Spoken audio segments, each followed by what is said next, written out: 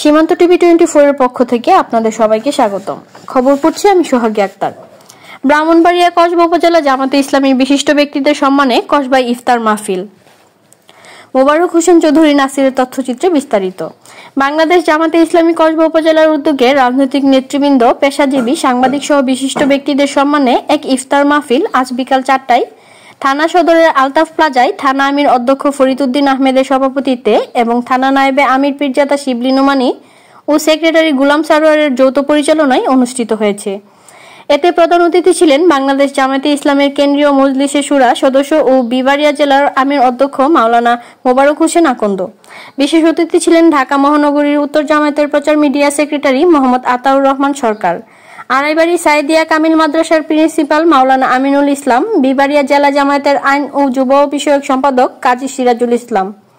বক্তব্য রাখেন জেলা জামায়াতের কর্মপরিষদ সদস্য রুকন উদ্দিন, ইসলামী আন্দোলনের কসবা উপজেলা সভাপতি ইউসুফ আহমেদ, গণ অধিকার পরিষদের সভাপতি হিজবুল্লাহ, পৌর জামাতের আমির হারুনুর রশিদ, সেক্রেটারি মিজানুর রহমান, শিক্ষক নেতা মনির হোসেন, মাওলানা ওয়ালিউল্লাহ গাফফারি, শিবির সভাপতি সাইফুল্লাহ আলী আরিফ, জামায়াত নেতা মাসুদুর রহমান সহ কসবা উপজেলা সাংবাদিক ফোরামের সভাপতি মোহাম্মদ সবুজ খান জয় সহ বিভিন্ন প্রিন্ট ও ইলেকট্রনিক্স মিডিয়ার সাংবাদিক নেতৃবৃন্দ প্রমুখ।